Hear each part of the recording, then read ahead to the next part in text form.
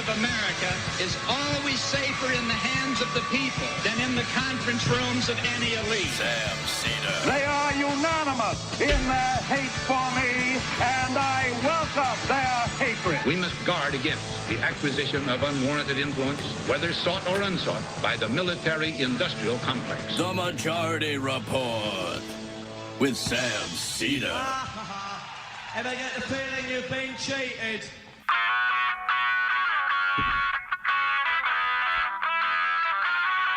It is Wednesday, November 9th, 2022. My name is Sam Seder. This is the 5-time award-winning Majority Report. We are broadcasting live steps from the industrially ravaged Gowanus Canal in the heartland of America, downtown Brooklyn, USA. On the program today, wrapping up the unwrapped up 2022 midterm elections. Adam Green from the PCCC will be here to help us give us a sense of what the spin's going to be. Meanwhile, Republicans underperform. Red, slight, like a little, ripple last night. Red rain cloud. Senate and House still, control still in the air. Probably going to be Republicans in the House. Probably going to be Democrats in the Senate. I don't know yet. Exit polls show inflation and abortion drove the vote. Democrats gained full control of 4 state governments last night. Massachusetts, Maryland, Michigan, and Minnesota. Upper Midwest represent. Yep. Meanwhile, ballot referendums across the country show a center-left country. Election deniers largely lose on the local level. Also, some key races, ICE rebuked. Dude, in Massachusetts, frickin' sheriff got frickin' handed it to him by some lady. DCCC chair Sean Patrick Maloney goes down in really what is a shocking defeat. New York State lost 4 congressional seats last night. And we'll tell you why. A lot of that has to do with Andrew Cuomo being just the worst. Democrats win governorships in Michigan, Pennsylvania, and Wisconsin. In other words, 3 crucial swing states. In LA, Caruso retains a razor-thin edge over Karen Bass. Hopefully, that billionaire will go down. Meta, or Facebook, lays off 11,000 workers. Stock goes up. And Zelensky sets terms for negotiations with Russia. All this and more on today's Majority Report. Welcome, ladies and gentlemen. It is, let's let Emma Vigeland have the honors. She coined this phrase. And so... It is hump day. It is hump day. It's an election post-election hump day. First off, let me just say, good job to everybody here in this office last night. Also, good job to actually showing up today. Yeah. I feel like I just saw you guys. Was not 100% sure that anybody would be in the office today, and so good job, guys. I'd like to be staying at home in bed right now, but That would be I got ideal. here rather late. Yeah, same. I wish I had the ability to have gone to bed last night when I got home, as opposed to then spend another Stay awake hour scrolling. Honestly, at one point I was up till like, 2:30. I kept going. I was just at one point I was just like, why am I not just going to hop on my computer and just get on there and continue the stream? Exactly, do the reaction. But I was There It's some hard people who to left disengage. It's hard to disengage, and some of the people who left this office last night were inebriated. So I just wanted to make that clear too. Yeah, I mean, I think that was perfectly clear. Yeah, that it was pretty clear to a lot of people. We announced Kathy Hochul won the governorship like 5 times. Did we say that last night? It's like, guys, breaking news: Kathy Hochul won. But really interesting things. Michigan was very interesting. Relative to what the country. I mean, that dynamic that Weigel had told us about, like, blue states being a little bit more problematic than red states because the threat of an abortion ban was not as prominent. And then I imagine there was a certain amount of like overconfidence, although it was weird. Hochul did win. She won fairly handily. And if you contemplate how many surrogates were brought into New York, maybe it was ostensibly they're there for Hochul as opposed to the, someone like Sean Patrick Maloney. But, the Swazi seat, maybe I'm not so surprised, but Kathleen Rice won big and she was not there up in New York. And the 19th is one of those swing districts. And I don't know that was a huge surprise, but what you can trace it back to is Andrew Cuomo's judicial appointments and also deals that he cut with local election officials and kind of entrenching a system that worked for him and was beneficial for the kinds of Democrats that he wanted, aka centrists or even Republicans in Democrat hats. And then it's come back to bite Democrats. I mean, yep, it's symbolic that it comes back to both Sean Patrick Maloney and like just the ashen heap left by Andrew Cuomo. Yes.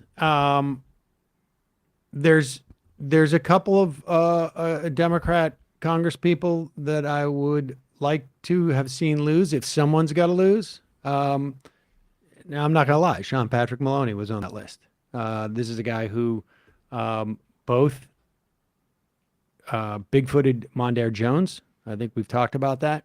People also don't know if they remember that he got into the AG race, I guess maybe 6 or 8 years ago. I can't remember exactly when it was, to essentially, as a stalking horse, to deny Zephyr Teachout upstate votes, particularly in the Hudson Valley area where she was strong when she ran against Cuomo.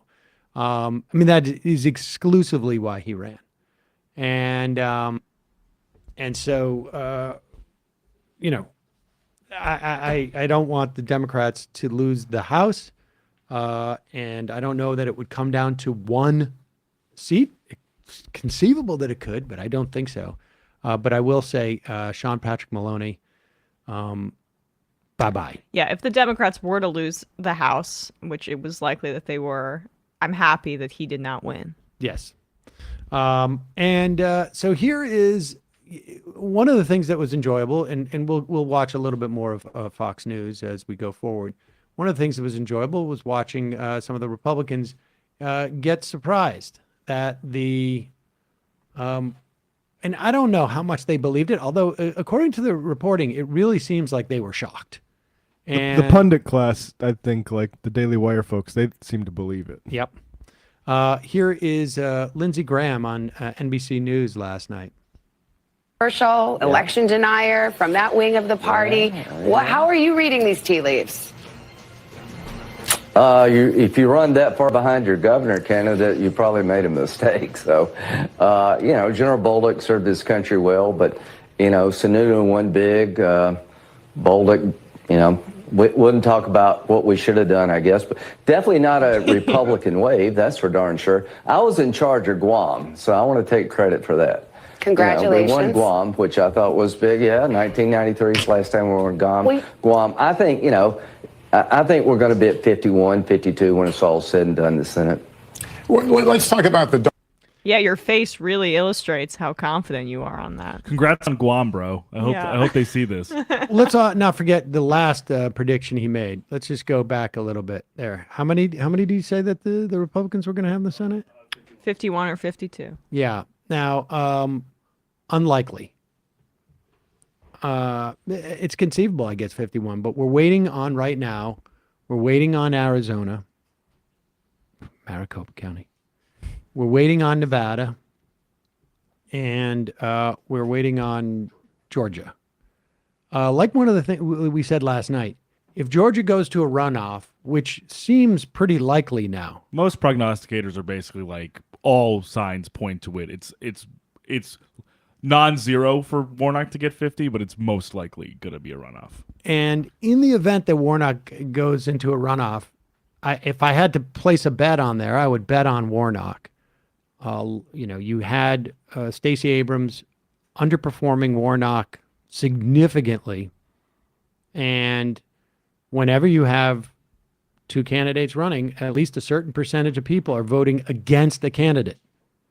And I think there was a lot of people who went out to vote against Stacey Abrams. Not tons, but some, enough that they may not be as motivated to vote in a runoff. And I think that's going to help Warnock. It's frankly. interesting, though, to consider how voter fatigue might be playing into this with Georgia, because this is the second election cycle in a row where they've headed to a runoff for one of the, last time it was both Senate candidates.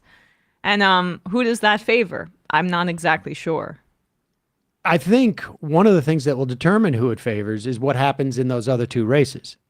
If it is for a 51st senator for Democrats, or conceivably a 52nd, right? No, not at this point. It can't be. If it's for a 51st, then I think it's going to depress Republican turnout on some level, right? Because the Democrats already have control of the Senate. It's just incredible how much money is going to go back into Georgia. I think they spent a combined something like $250 million in this race in particular, and now there's going to be tens of millions more spent. Good time to own a local television TV show, right? On that money front, Ed Bermila, who was recently on the show, in 2020, Amy McGrath burned $94 million and got 38.2% of the vote in the Kentucky Senate race. In 2022, Charles Booker spent $6 million and got 38.4% of the vote, so 0.2% more. Kind of wish all that money that went to Marcus Flowers, Marjorie Taylor Greene's Democratic opponent in her race, went elsewhere. Yeah. Well, could have been better distributed. Lauren Boebert could be... that might have been money well spent, depending on what happens. That would be fun. Let's see. Congressional baseball fan, 99% reporting in Arizona right now. The only county at less than 100% is Pima, which is Tucson. Tucson tends to trend Democratic. I expect Mark Kelly and Katie Hobbs wins to hold. That's great. That is great, too. And we should be hearing more from Nevada. The big outstanding ballots are from Clark and Washoe counties.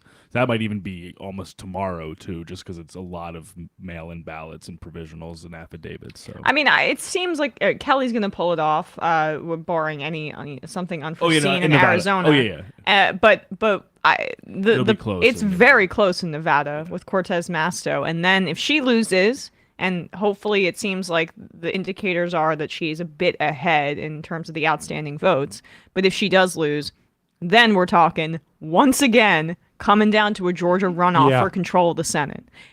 It's going to break every record for spending, and it's going to be incredibly important. I mean, no doubt about it. For judicial appointments for the future of this country, we've seen, just in this Trump case, what can happen when you stack the judiciary with judges that are favorable to you. And if the Democrats lose the Senate, that's going to be that will be very consequential. Yep. We will get into all of this and more with Adam Green. But there's a lot of implications. One of the things that the exit polling that struck me, exit polling showed that the two top issues were inflation and abortion. Now, I think there's a lot of reason to believe that, Jerome Powell will drive this economy into a recession. But we have had great job numbers still. Last month, the job numbers were great. In 2 years, one of those two issues is still going to be around. And I don't think it's going to be inflation. And so it's going to be interesting going to 2024. I mean, we'll have more time to talk about this, but with a 2 or 3 vote margin in the House, it's going to be a crap show. One of our sponsors today is Z-Biotics. They're giving you 15% off when you use the coupon code majority. I will say this. I attempted to get some Z-Biotics. I ordered it, hoping that it would come before election night. Yep. Because Z-Biotics is a probiotic drink, and it breaks down the byproduct of alcohol, which turns out to be the thing most responsible for rough mornings you might have after drinking. Then rough afternoons, for that matter. I have a feeling this is going to take me all the way into the evening. All you got to do is you drink a bottle of Z-Biotics before your first drink of alcohol. You only need one bottle. They're about yay big, the size of your thumb. And doesn't matter whether you have one drink or multiple drinks.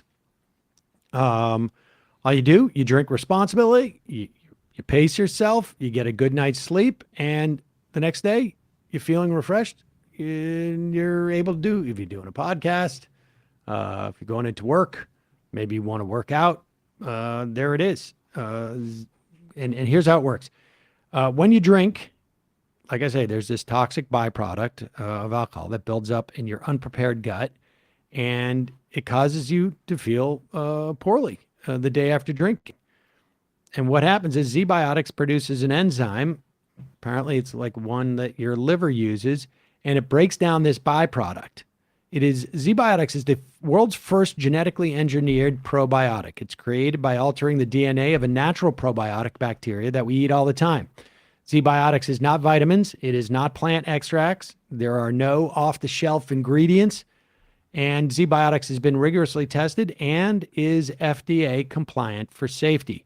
So if you're the kind of person that enjoys a drink with friends or wants to unwind at the end of the day, but tomorrow you got a full day planned and you don't want it to be inhibited in any way, Z-Biotics is perfect for you. Doesn't matter whether you want your tomorrow to be a productive one or a fun one or a relaxing one. Don't let a few drinks the night before ruin it. Like I say, when I was in Vegas, that was basically the key for me. I could go out, I could have a little wine with dinner, I could have some drinks with some people I hadn't seen before. I could try and, talk to some lawyers. Sometimes you got to, grease the wheels for that. Right. And the next morning, I was fine doing the show. Yeah. Really does work. It helped me. I told you when I went to that Ranger game, right? And I had work the next day. I can only imagine what you do at the Ranger game. Jesus. It's one of those things where I would not be surprised, particularly after what happened last night here, that you end up on the ice. Anyways, Thanksgiving is coming up. So order a pack of Z-Biotics so that you and those joining you around the table can indulge a little this holiday and still feel thankful you did the next day. Get 15% off your first order of Z-Biotics pre-alcohol probiotic. Go to zbiotics.com/majority. Use the code majority. That's the letter Z, then the word biotics.com/majority. Coupon code majority at checkout saves you 15%. Link, as always, is in the description of the YouTube and the podcast. Another one of our sponsors today is Hold On Bags. This is great. Plastic is a huge problem in all around the world, frankly. Oceans, in our landfills. We got 100 billion plastic bags are used and then thrown away every year. And I read somewhere like that something like 40 or 50% of our plastic that exists in this planet has only been created in the past 18 years. Jeez. So we're not trending in the right direction. However, Hold On is a better way. Hold On is a company that's born from the idea that there must be a better way to go about our daily chores. One that doesn't necessarily fill the entire planet up with plastic. Trash bags and kitchen bags are necessary staples, but do they need to be 100% plastic? 100% no. Hold On trash and kitchen bags are heavy-duty plant-based, non-toxic, and 100% home compostable, which means they break down in weeks, not decades, without filling up our landfills or polluting our oceans. And their zip seal kitchen bags come in sandwich or gallon bag sizes to fit all your needs. Doesn't matter if you're holding crayons or carrots or cookies or candy. Get a sense of what happens at my house with that stuff. Look, this is important. You know, the amount of, just even like with my cat poop, like I realize like, I got to clean out the litter box. The litter box. And one of my cats is diabetic.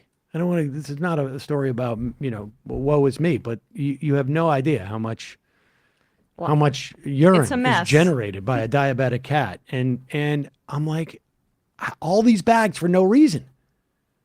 And this is just one great use of it. It's basically like scooping it up with your hand and putting it in there in terms of the environmental impact. But you don't have to scoop it up with your hand and put That's good to know. Yeah. Anyways, Hold On wants to be part of a growing movement away from single-use plastic, which is the worst kind of plastic. At every stage, production, disposal, decomposition, plastic bags are doing harm to our earth, our water, even our bodies. Hold On bags are on a mission to make daily chores something you can feel good about, one bag at a time. To shop plant-based bags and replace single-use plastics all over your home, visit Hold On Bags, one word, holdonbags.com/majority, or enter majority at checkout. You save 20% off your order. Sustainability has never been more simple. That's Hold On, HOLDON bags.com/majority, or enter majority, receive 20% off your order. Small things can lead to lasting change if we stop and say, hold on.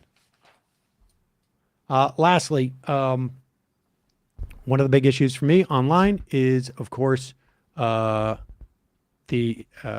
just asked me if I'm using a litter box in my house. Well, I mean, as you have to keep that under wraps, but as good liberals, now we get litter boxes everywhere if we keep the Senate. Folks, you know that I have an interesting relationship with scammers and whatnot. I get caught up in phishing videos all the time on purpose, many times, but I don't have to worry about doing it by mistake. Why? Because of Aura. One of the things that I really worry about too is I don't like all my information out there because there's a lot of people who, will use that information for nefarious things or just in general. I mean, it's about privacy. One of the things that Aura does is that it essentially scrubs those websites that make your personal information public. They automatically request removal of your info, and this, in addition to keeping your info private, also cuts down dramatically on robocalls. Or protects you from scammers and hackers by scanning the dark web. That's where, if hackers and criminals steal your credit card information or your ID information, they try and sell it on the dark web. So what it does is it looks for your emails and your family's emails.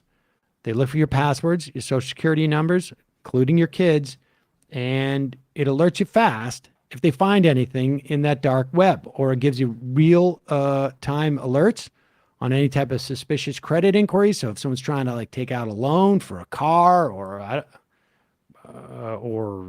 start a credit card in your name, they will give you a heads up. Or it's got a VPN that allows you to stay anonymous online by keeping your browsing history and personal information safe and encrypted. Or it protects your devices from viruses, malware, spyware, so bad guys can't break in. Or it helps you manage what your kids do on their devices, so you can restrict specific apps or set screen time limits. You can even set focus time to ensure your child is doing their homework instead of binging on YouTube. Seder kids, I'm looking at you. Aura's password manager lets you store and access your online passwords securely and conveniently. You can try Aura for free for 14 days at aura.com/majority. That's AURA.com/majority. You're going to be shocked how much of your private information Aura finds exposed online over the next 2 weeks during your free trial. That's AURA.com/majority to try Aura for free for 14 days. All right, we're going to take a quick break. When we come back, we're going to be talking to Adam Green.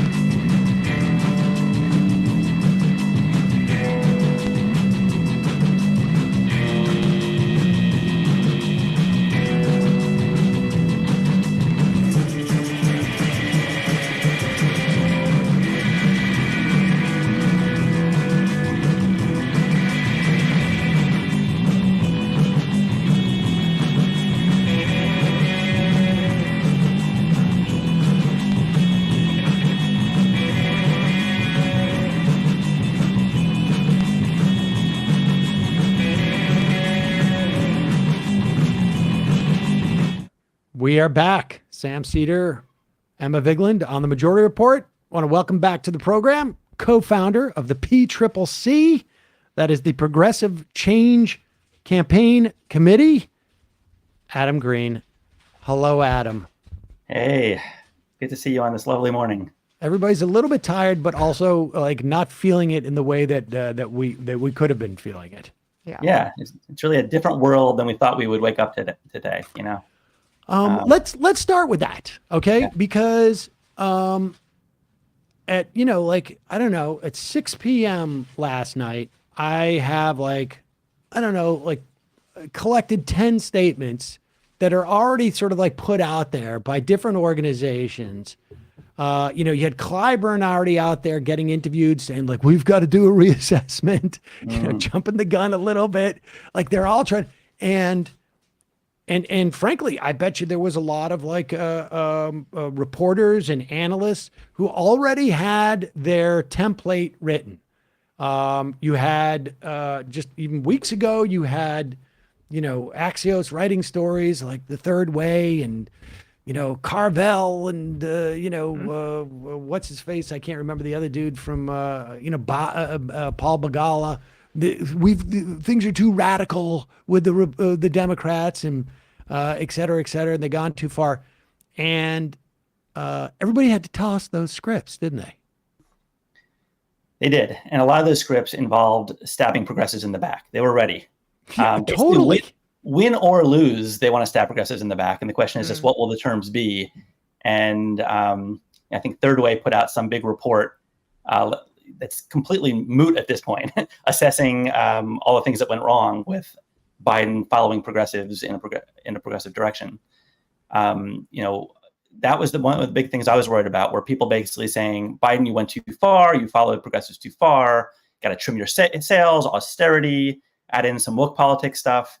And fortunately, a lot of those voices are mooted today. My starting point, just kind of assessing what just happened, is that democracy has another 2-year lease on life, right? We have 2 years where it looks like we'll have secretaries of state who can count the votes fairly and governors who will certify the elections fairly in most places, enough to survive in 2024. And we have a willingness by voters to show up for Democrats, to keep democracy and the priorities that happen in a functioning democracy moving forward, if we earn the opportunity in 2 years, right? Let me just stop you there too, because I want to make sure that people understand we're having two conversations, and we're having like the direct implications, the sort of like the material impact of these, and then we're going to be talking about sort of like the spin, which we're addressing, like where everybody's trying to sort of who's going to get blamed for this and how is it going to influence the direction of the Democrats over the next 2 years. But when you talk about democracy, and I've looked at the exit polling, and there was something like 30 or 40% of the voters. That was one of their biggest issues. I think that the two biggest issues were inflation and abortion, as far as I can tell. But protecting the democracy. But what does that mean? Like in practice, like when you say what are we actually saying when we say protect our democracy? Yeah, I don't think it's any one bill or plank. It is. I think there was a gut level sense, especially among young people who showed up and voted Democratic that fundamental rights were being taken away, whether it's the right to vote or the right to an abortion, or the right to exist on our planet. All these things are at stake. And just looking at some of the exit polls, young people, I mean, one of the biggest variables was would young people show up? They showed up, and by giant margins, they voted Democratic. Slightly older people barely voted Democratic, and then the two older age brackets voted Republican hardcore. And what that says to me is that they weren't voting for any one person. They weren't voting for Joe Biden or Joe Manchin, certainly. I'm not sure they were even voting for the Democratic Party as a brand. They were saying, we want our fundamental rights to stay intact. We want to keep saving the planet. We want Democrats to do more. And we're not stupid and enough to stay home. And I think that's one of the things about this election is that it is partly a repudiation of the chattering class that thought that voters were too stupid to recognize that their democracy and their fundamental rights were being taken away. A chattering class that said this is just an election about gas prices, right? Mm-hmm. There was just something more swirling out there. And I think Democrats won despite the Democratic Party, not because of any kind of establishment message, really. What I've seen from the exit polling is, I mean, the share of younger people was down a little bit relative to 2018. However, 18 to 29 was a 28-point margin in favor of Democrats. That's nuts. Like even like 65 and over is plus 13 for Republicans. And that's fairly static. I mean, that's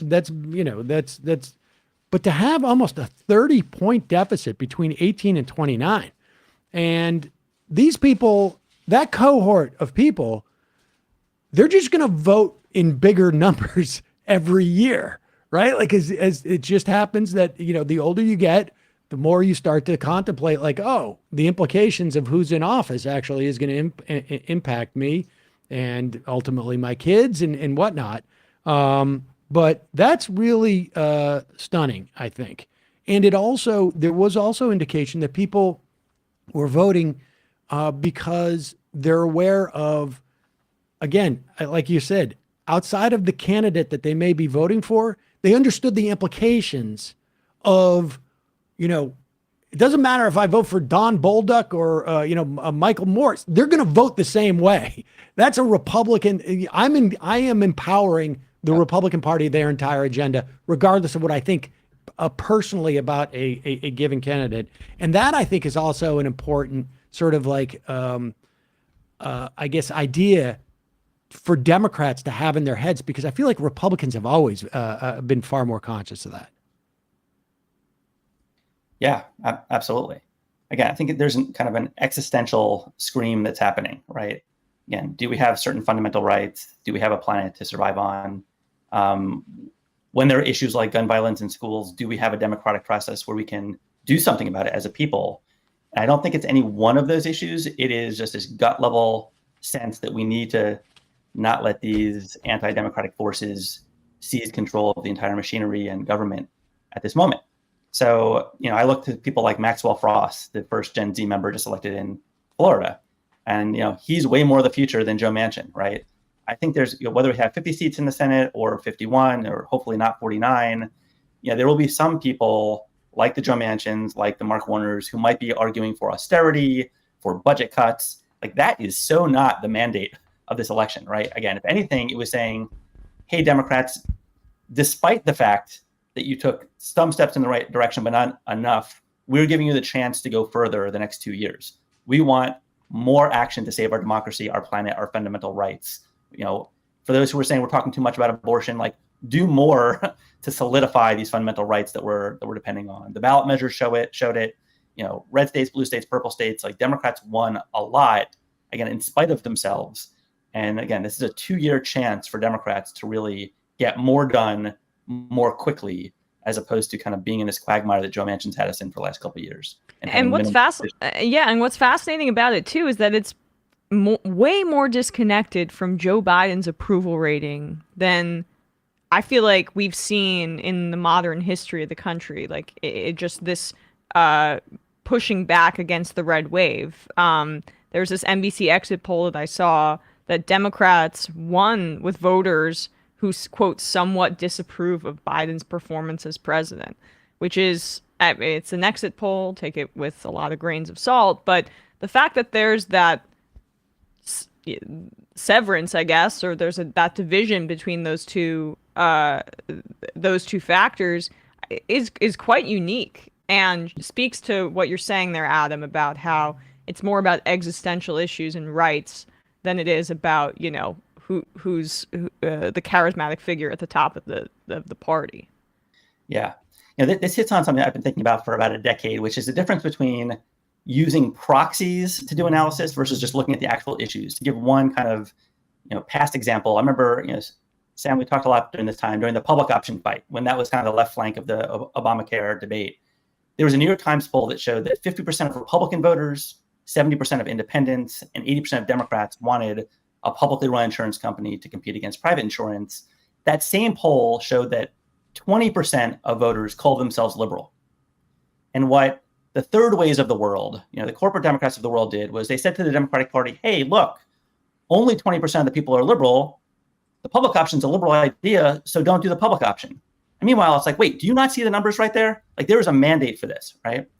Now, thinking to the present and Joe Biden approval is a proxy for a certain direction, right? If you think about the dynamics here, there really weren't many issues where the Democratic Party writ large were running away from the direction Joe Biden was going, right? People weren't running away from the Inflation Reduction Act.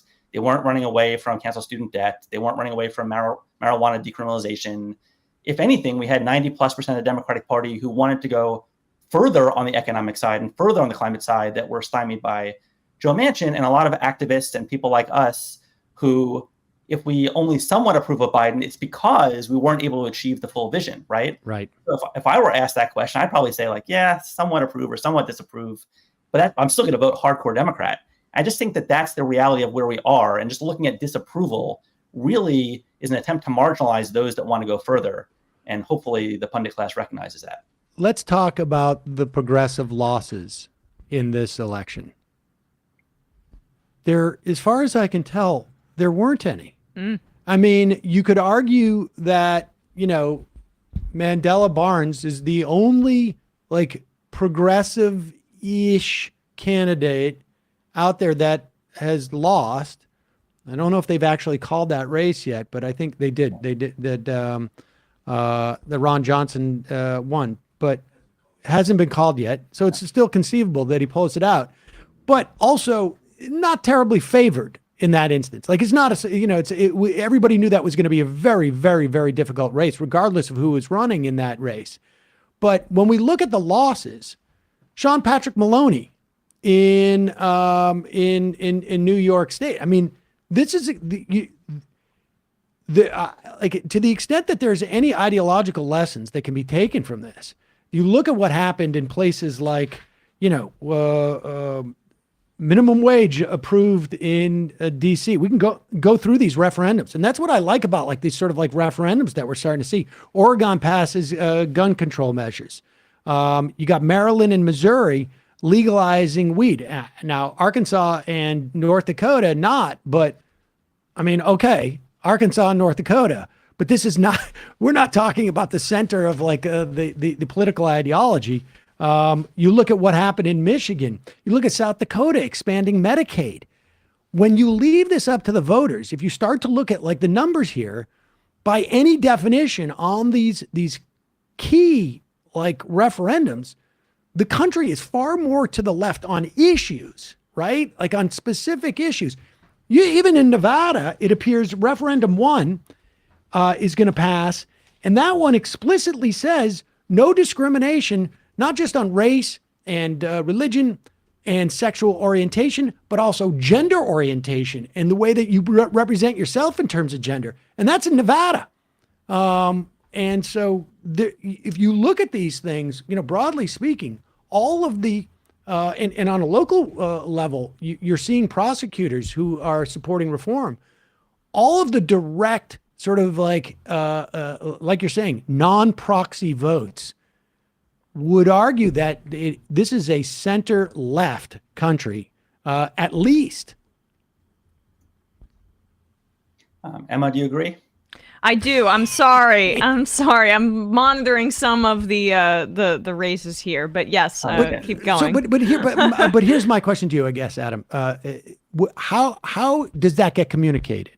Like, you're going out there, you're essentially like in an arena against the third way, right? Like, I mean, professionally, that's more or less what your job is to make sure that that potential candidates perceive and understand that the electorate is not as you're being told by the third way types who are all funded by billionaires who ultimately want your agenda to be, they want your agenda to be less distributive ultimately. And they're couching it in the terms of like being more politically effective. How do you what's the mechanism in which you fight that? Yeah. Well, first, I do think that we all should point out that every single Democrat up and down the ballot from school board to U.S. Senate, more progressive and more conservative, were swimming upstream and had a harder job this year because of Joe Manchin, Kyrsten Sinema, Josh Gottheimer, and the several renegade corporate Democrats that delayed the entire economic agenda from being passed as originally planned in summer of 2021 so that it would have impact on voters' lives by election day. There were frontliners who were not Progressive Caucus members out there complaining that we're trying to talk about the Inflation Reduction Act, but that it hasn't been felt by people yet. And meanwhile, they are feeling gas prices, right? So again, luckily, we won despite some of those dynamics, but we just need to make very clear that anybody who does care about the politics of this should not be following Josh Gottheimer, Joe Manchin, Kyrsten Sinema, and the corporate aligned business roundtable types off the cliff. We need to go more the direction of Maxwell Frost and others who are actually generating enthusiasm. Second, we can point out that Maxwell Frost overperformed Val Demings and Charlie Crist in Florida. John Fetterman outperformed what Joe Biden did in Pennsylvania. The authentic populists are the ones who are generating more enthusiasm in apples to apples comparison against the corporate Democrats. And it's also worth noting that even among, again, the non-traditional Katie Porter, Pramila Jayapal types, Katie Porter, I was just looking to Emma, and she is ahead right now. Hopefully she'll win.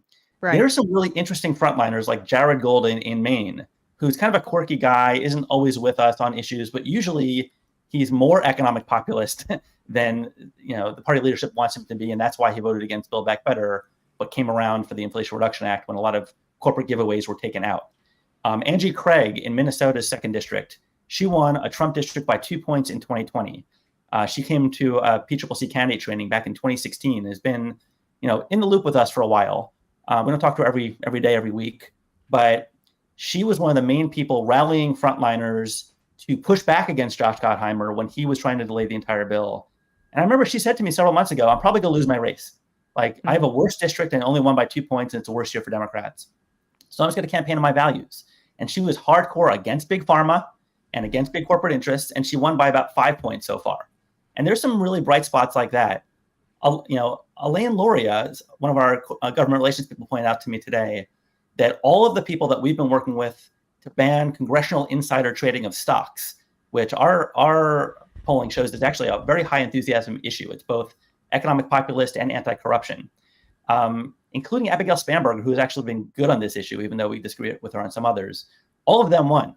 Elaine Luria, who is being great on the January 6th committee, she's been one of the lead opponents of this stock insider trading bill to prevent it, and she lost. I'm not hanging her loss on that one thing, but if you just look at a gut level, are these people communicating an economic populist, of the people, anti-corruption vision on the ground? Those who are win, and those who aren't lose. It's going to be interesting to see if there is a runoff in Georgia. I mean, hopefully, I would prefer, obviously, Warnock to get over 50 sooner rather than later. But if there is a runoff in Georgia, the last runoff in Georgia, I think, was largely responsible for the momentum going into the ARC, whatever it was, the big COVID relief bill. We didn't get the $2,000 checks, but we got the $1,400 checks. And they were using that in that runoff. I mean, you elect Ossoff and Warnock, and I'll get you $2,000 checks. It's going to be interesting to see if Warnock, he touched on like the corporate greed aspect of the inflation that we're feeling. It's going to be interesting to see where the emphasis falls on that. And if he goes way more negative on Warnock on Walker than he was in that first debate. I know he did it when he wasn't on stage, but when it comes down to just a mano a mano kind of race situation, maybe he actually hits him to his face on the lies about the abortion and then the payments and all that kind of stuff. I suspect he's going to do that. But the real question is, how aggressive does he get in tying Walker to those issues of corporate greed and make it not just, can you trust Walker, but can you trust Mitch McConnell? Can you trust the Republican agenda that he subscribes to? I mean, that to me is going to be pretty telling. And so give me your sense of like, let's assume the AP just called it for Ron Johnson, sadly. God, jeez. Yeah. So frustrating. At least, I guess, on some level, we got Evers there in Wisconsin, which is really important, both for 2024 and for the future of Wisconsin, broadly speaking. Okay, let's assume that we're in a situation where the Democrats retain control over the Senate. Republicans control the House by a couple of votes. What then? The legislative agenda is over, right? At that point. And, I guess there's some fights to be had in the lame duck in terms of what they do with the debt ceiling, et cetera, et cetera. But what then? What does your organization do? Obviously you continue to recruit candidates who are progressive, but what's the theory then in terms of like, what Biden should be doing? Yeah. Welcome to our staff meeting this morning. We'll see. Our through line the last 2.5 years really has been keep the trains of democracy on track. That's why this cycle, unlike any other cycle, we were all in on Secretary of State races.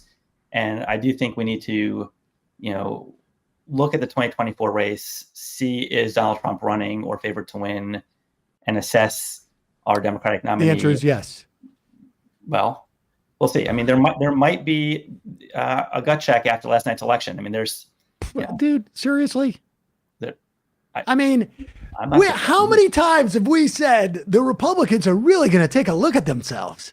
Yeah. I mean, they're all pretending that they can get rid of Donald Trump, but the fact is, no, they're going to fold like a house of cards. The moment Ron DeSantis has to actually go head to head with Donald Trump, it is over. Like, are you seeing just really quickly these think pieces this morning about how big night for DeSantis? I mean, he did win, but he was running against Charlie Crist. So, but like huge win for DeSantis, massive losses for Trump, as if the candidates that Trump supports, the election deniers or whatever, are in any way indicative of how he'll perform when it's a Republican primary and he's the real deal on state. He's never been good. It's just they're trying to will it into existence. I mean, if we have this conversation next Wednesday, the day after he has announced, there's going to be there's going to be none of this. I mean, this is we are at peak DeSantis power right now. This is peak DeSantis power. It is the day after he's won. I managed to knock this conversation off with a sentence fragment. Sorry about that. Okay. Wasn't my prime point. My prime point was, we need to think seriously about 2024 and who has the best chance in 2024 of saving our democracy. Not just, starting with winning the presidential race, but also setting the tone for the entire landscape that will motivate voters again to actually show up so we don't lose democracy then. I think, again, we have a 2-year lease on life. That is one big consideration that is looming in the background before we get to the policy. When we get to the policy, we've been very encouraging of the White House and others picking a big fight with Republicans if they take the House majority on Social Security. again, it worries me a lot that gas prices were the most tangible economic thing in people's lives recently. And a lot of this good stuff that we just passed has not taken effect yet. Social Security is another tangible thing in people's lives. And similar to the Obamacare fight, Americans don't want it taken away. And Mitch McConnell and others have signaled that they don't want to be playing on that turf. But too many Republicans have taken the bait and showed their true cards that they want to cut Social Security. So I think that would be, if our goal is to pick a fight quickly that Democrats can unify on, but that is on progressive grounds and just sets up the terms of debate for the lame duck Congress and for the next 2 years, I think starting with Social Security would be a really smart move by the White House. What that also does is it has ripple effects. How do they do that? Like, what? How do they put up a bill to say expand Social Security? Is that, how do they do that? So I think literally, I've been thinking a lot about this. Literally, Joe Biden would start by giving a speech saying, let's be clear, Social Security and Medicare cuts should be off the table. I want to hear Kevin McCarthy or Republican leadership say that today, right? Send the whole press corps back to him. Have a few other Republicans squeal and say, oh my gosh, why is Joe Biden saying this? But yeah, Joe Biden should say, if anything, we should be expanding benefits to keep up with rising costs of our seniors. Now, I will say that we just, this past week, we took the rare step of commissioning 2 different pollsters to poll people for whom inflation was their top concern. And then I asked them, here's a set of things people think should be done to deal with rising costs. Which of these do you support and oppose? Cutting Social Security benefits was like 20-1 against among inflation voters. Increasing benefits for Social Security was like 15-1, yes, please. Taking on corporate price gouging was something like 10 or 15-1, right? So that's a really solid turf for us to be on. Cutting food stamps, hell no, right?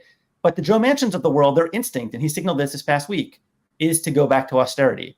And my question is, this is going really in the weeds, but if we do not increase the debt ceiling during the lame duck while we have power, assuming we don't keep it for the next Congress, that is setting up a giant fight around next August where Republicans will have extreme leverage and try to use it to cut, whether it's food stamps or education. Social Security.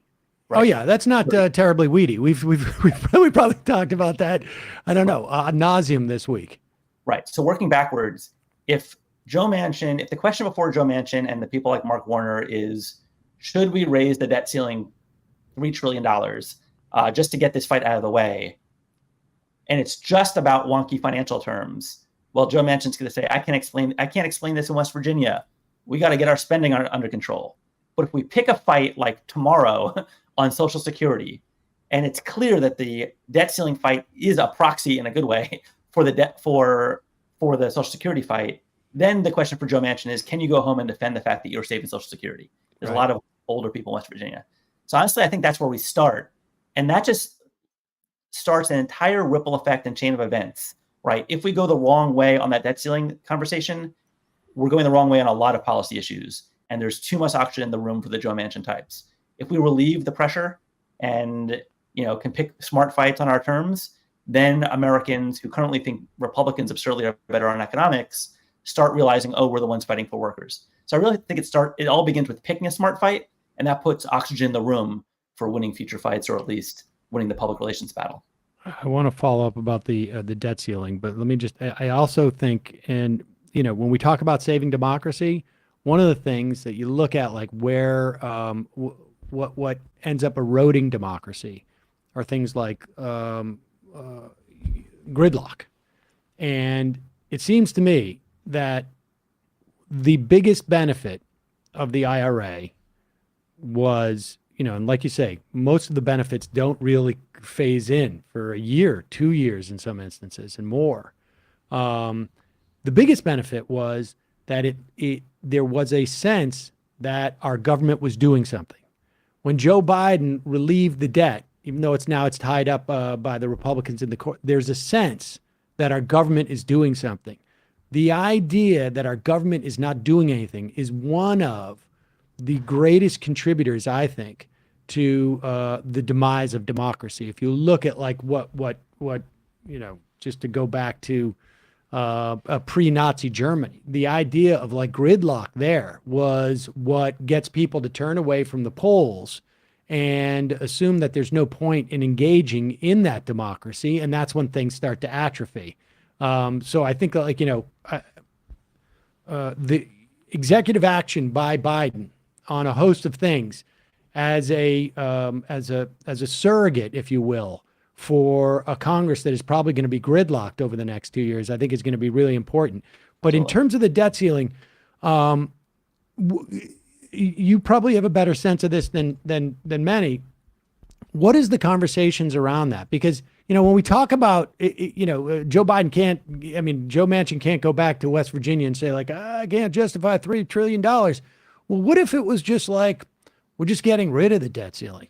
Because that would require Joe Manchin to explain the debt ceiling anyways. You know what I mean? Like, how about this? We're not going to put a number on it. It's just going to go away because it doesn't make any sense. We've already spent the money. It's like, there's no, pay your bill day, essentially, that everybody has in their household. It's just like, yeah, you get the bill, you pay it because you've already spent the money. What are the conversations going on around that? So don't want to get too far in the weeds, but a good starting point is to recognize that according to Senate rules, because where it gets boring and very maddening, you can raise the debt ceiling through reconciliation, which requires 50 votes, but you can't eliminate it through 50 votes. So all right. Well, that answers that question. Yeah. And then, some people are being creative and saying, oh, we should raise it by the amount that Donald Trump's tax cuts cost. So like 1.5 trillion. Okay, that's a starting point. Again, the reason I say I don't want to get into it is because I think that we are on losing turf if we don't define it as a larger issue like Social Security. Again, like Joe Manchin should be voting on Social Security when it comes to the debt ceiling vote, not voting on some wonky procedure that we have to talk about reconciliation, right? I don't know if there's any predicting that guy, but I feel he actually, I will say, in one rare good moment in 2015, partnered with Elizabeth Warren to get an expand Social Security resolution voted on at 3 a.m. during one of these budget votoramas. And, it was a non-binding resolution. But as an organization that has been working with a few others, many of whom you two know, to push expansion of Social Security benefits, it took us 3 years to get to 7 senators. Yeah. And because Joe Manchin and Elizabeth Warren put that resolution in and it got a vote, literally overnight, we went from 7 to 42 senators for expanding benefits. I think that's because he knows that old people back in West Virginia care about Social Security. And that's why I think we are on better ground with him and should be with everybody if we redefine that fight. That's why I encourage the White House to pick a fight early on in Social Security. Are there any old people in Florida who might be on Social Security? I mean, I don't know. It just seems like a no-brainer that should have been at the forefront. And look, I mean, I don't pretend to know the weeds of Val Deming's kind of campaign strategy, but I feel like we did not hear enough about that, especially when you have the 4 Republicans who would be taking over the budget committee saying they're going to hold that hostage. It seems like a clear message, but that was not communicated well. Yeah, I agree. I don't know if you saw, but we did a video with FDR's grandson and great-granddaughter pretty much sounding the alarms on this. And his great-granddaughter pretty much said, we all thought that Roe wouldn't be repealed, and it did. That's a warning sign for Social Security. Like they're telling us what they're going to do. Get out there and vote, right? I think that framing is very much underutilized, both as a political matter, but as just a point of reality. Like the idea of like, you give them power now. This isn't where playtime is over. This is like they're going to do all of it if they get the opportunity to do it, any of it. And I think that's important. All right, so we talked a little bit about Joe Manchin. Let me just ask you one more question. Yeah. Kristen Sinema, if it's a 50-50 Senate, I mean, Joe Manchin has this sort of like long time sort of image that he's created for himself, this brand of like the Democrat who, there's very few things that Democrats stand for that he will support, on some level. But what do you think the danger of like a Kristen Sinema saying, Mark Kelly has won. Let's assume he has. My whole strategy of being like the Democratic maverick may not work. Maybe it's better if I'm the Republican maverick. I mean, do you think there's a possibility she decides to flip parties. I mean, we've seen this, right? We saw it with Jeffords. We saw it with Specter. It went the proper way, but for us. But do you think it's possible that she could do that? I mean, is it possible? Sure. Is it probable? I don't think so. And especially if we win the governor's race and Senate race in Arizona, that's a signal to her about the direction her state is taking. But that is a good prompt. Here's 3 reasons everybody should pray or hope for us to win both Senate seats in Nevada and Arizona. If we go into the Georgia Senate runoff with 50 votes in our pocket, it achieves 3 things. One, Kristen Sinema, one, Georgia voters who kind of held their nose and voted for Herschel Walker because control of the Senate was at stake might not vote or might not vote for him again, right? I talked directly to a pollster who's very involved in that race, and they said these people do not like Herschel Walker, but they're voting for larger control of the Senate reasons. So we take that off the table. If he wins, now we have 51 votes. What does that mean for Kristen Sinema? There's, it's 0% chance that she switches party because why would she, right? But going a step further, I hadn't really thought about it until now, but it's like, how do we get past the filibuster and, all this mantra of we need 2 more votes, we need 2 more votes. Right now, the ceiling is 1 more vote, right? Well, she's up in 2024 and likely Ruben Gallego will be primarying her and she's going to face a lot more pressure. So there is a bank shot scenario where we have John Fetterman there and on select votes, we can pressure her when she's running for her, political life. So let's all of that breaks down if we lose either Nevada or Arizona in the Senate. So we'll see. Let me ask you one more question. Do you think Fetterman in the Senate influences Manchin at all? I mean, because when I think about sort of who Manchin thinks his audience is, right? I mean, I think it's like a couple of coal barons and, the guy who's going to hire his daughter, et cetera, et cetera. But in terms of his voter, Fetterman, it seems to me, is the archetype of that type of West Virginia voter. I mean, or at least in a way he presents, and maybe it's affectation, but also from a politics standpoint. I mean, he cleaned up in a lot of different areas that we haven't seen Democrats perform terribly well in. And I want I'm just asking, not even theorizing so much as in your experience, could a candidate who comes in next door state, influence, provide some oxygen or some pivot moving for Manchin like that? Yeah, I have been very hopeful for this exact scenario. I don't know if we all have favorite John Fetterman tweets in our head, but my favorite tweet was during the primary, right during the voting rights fight, when the filibuster was in the center of the national news and Joe Manchin was pretty much saying the people of West Virginia want me to keep the filibuster. Fetterman was campaigning in a portion of rural Pennsylvania, and he tweeted out that he was right along the West Virginia border, that the community is very much the same. And he's like, surprise, surprise, nobody in my town hall meeting asked me to support the filibuster, right? And that was a direct shot at Joe Manchin. Now, it's easier to say that on Twitter than in the middle of a Democratic caucus meeting.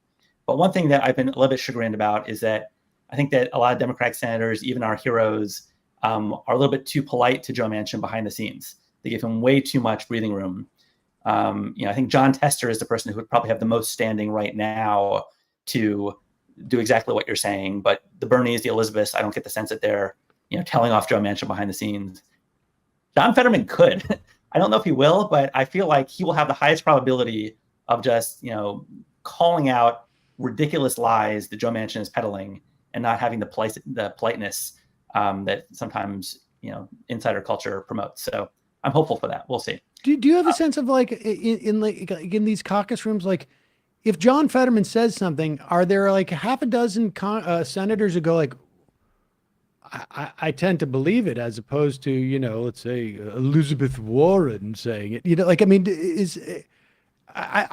It's hard, I think, for us to sort of imagine that there's that kind of dynamic in the Senate. But if the 6'5" guy who looks like he's just walked off a construction site goes, that guy's talking bullshit because I know the people who live in that area. Are there other senators who go, well, maybe he is talking bullshit?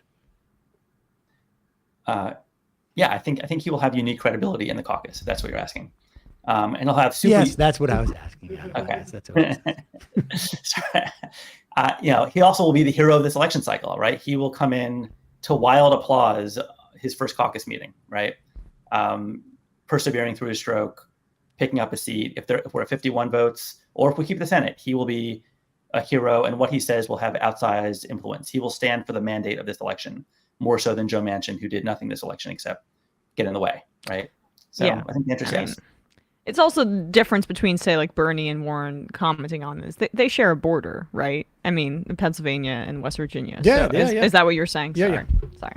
Yeah, And I mean, we were up late last night, so I'm a little slow today. Well, yeah, I mean, there are affinity groups. There are blocks of people that listen to each other, and Warren, Bernie, Jeff Merkley, Sheldon Whitehouse, several others are seen as a little bit more predictable coming up on the progressive side. That's why it's valuable to have a John Tester, who himself I think is a prairie populist, and John Fetterman, who will be even better in there. Can we just say one more thing about executive power before we wrap up? Yes, please. Because the governing agenda. One thing that has gotten pretty much zero coverage is the impact of Joe Manchin and Kristen Sinema and Josh Gottheimer, et cetera, delaying the economic agenda for a year on the use of executive power, right? I think the fact that cancel student debt happened within 2 weeks of the Inflation Reduction Act passing was not an accident. It was, right? They were waiting for his vote and didn't want to spook him. Absolutely. I think that was absolutely true. I mean, I got to say, look, I also believe that the Biden administration screwed up back in May, essentially, of 2021 when they invited the Republicans in and then they allowed Sinema and Portman. But yes, it was quite obvious they could not start doing things that Joe Manchin would consider controversial until that vote was done. Right. So there's more of that. I mean, we have not maxed out executive power in the first 2 terms. I am very hopeful that people like Lena Khan at the FTC and Rohit Chopra at the Consumer Financial Protection Bureau, can now get going on the super popular stuff. They're 90-10 issues. So to give one example, one issue before the FTC, did you know that Burger King workers and McDonald's workers have to sign a non-compete clause when they take their jobs? What? So should they want to ask for a $1 raise and say, I'm leaving McDonald's, I'm going to Burger King? They cannot, right? Because of these things. Well, that's something that would resonate on a non-ideological level with people all across the country. There's many issues like that. We need to take on the airline industry. We need to take on Wall Street more, the banks, right? Rohit Chopra is taking on these junk fees, right? I write you a bad check, you cash it, you get a fee from your bank. Why? Because they can. There's all sorts of things like that that are just silly issues of corporate greed and cheating that we can take on and reclaim the mantle of economic populism so that people no longer say they trust Republicans more in the economy. So I do think that, to your question, 10 minutes ago, what will the collective we focus on? That has to be a part of it. I think we need to pick smart fights with Congress and stake our flag on economic populist issues like Social Security. But there's a lot more we can do and celebrate and amplify when it comes to executive power, especially with economic populist stuff. Adam Green, aside from the fact that sometimes it takes 10 minutes to answer my question, it was a pleasure to have you today. Honestly, it's always great to get insight into sort of like how that part of influencing politicians works, and so let's hope that the Biden administration takes up Social Security, and that can become the sort of like, I guess, the fight in which sweeps up and take care. It takes the debt ceiling off the table, as it were. Adam Green, PCCC. Folks can find it at boldprogressives.org. Is that it? That's correct. Thank you both. Thanks so much, Adam. Bye-bye. Yeah. All right, folks, we're going to head into the fun half of the program, which is not to suggest that Adam was not fun. Adam, always a lot of fun. Just a reminder, as we are on the brink of passing out, it is your support that makes this show possible. You can become a member at jointhemajorityreport.com. When you do, you not only help the show survive and thrive, but you also get the free half, free of commercials, and you get the fun half. And I almost am on the verge of offering like a framed picture of Matt from last night. No. It was. That can be my T-shirt. Oh, that would actually. We should do that. Yeah. I think, or maybe on a mug. The picture of Matt last night when he was sitting back, just like, Yeah. and that was before he woke up. Oh God! And don't forget, justcoffee.coop, fair trade coffee, tea or chocolate. Use the coupon code majority. Oh, you can actually send in a photo if you want. They'll put that on the label. You could probably get the Majority Report blend, and then they would slap nice. that label on Good- there. I good think you got to ask them. Good But gift. use the coupon code majority, get 10% off. Justcoffee.coop. Emma, what's happening in the? You all right? Yeah, I just yawned. A deep yawn. What's happening on ESPN? Yeah. Who knows? I guess Mitchell Miller, I want to talk about that tomorrow. The controversy and why the NHL just is really lagging behind other leagues when it comes to social justice and trying to root out some of the most toxic elements of its league, as well as Bradley and I will be giving our picks for this week in the NFL.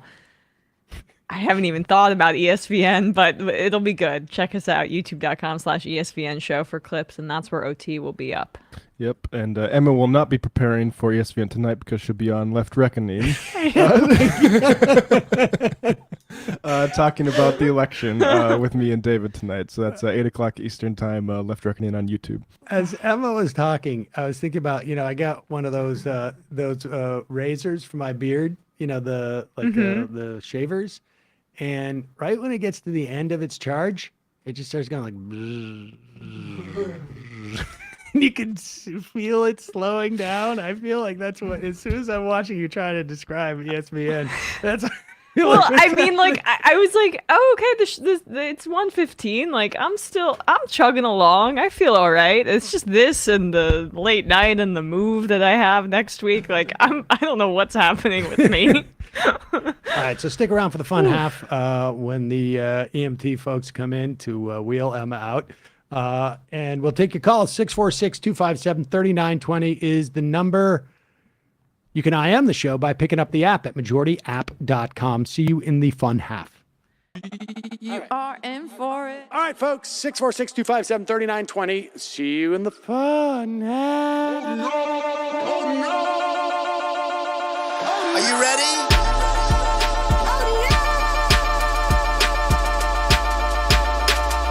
Who sent us this? Anarchy. Alpha males are back. Boy is back. And the alpha males are back. Just as delicious as you could imagine. The alpha males are back. Boy is back. And the alpha males are back. Just want to degrade the white man. Alpha males are back. I take all of it in my throat. Alpha males are back. Snowflake says what? The alpha males are back. You are a madman. And the alpha males are back.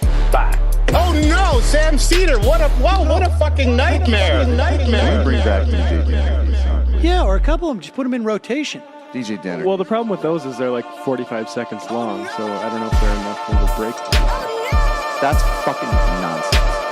You see white people doing drugs, they look worse than normal white people, and all white people look disgusting. And the alpha males. Psych. Fuck them.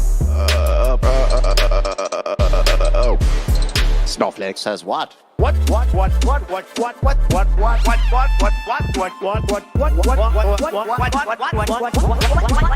says what? A hell of a lot of bank. A hell of a lot of bank. A hell of a lot of bank. Okay, I'm making stupid money. Hell of a lot of bank. A hell of a lot of bank. All lives matter. Have you tried doing an impression on a college campus? I think that there's no reason why reasonable people across the divide can't all agree with this. Psych. And the alpha males are back. And the Africans are black African. And the alpha males are black. And the Africans are back. When you see Donald Trump out there, doesn't a little part of you think that America deserves to be taken over by jihadists? Keeping it 100. Can't knock the hustle. Come on, fuck 'em. Things I do for the bigger game plan. By the way, it's my birthday. Happy birthday to me, Jew boy. I have a thought experiment for you. And the alpha males are back. Africans are black. Alpha males are black. Africans are back. Come on. Come on. Someone needs to pay the price for blasphemy around here. I am a total pussy.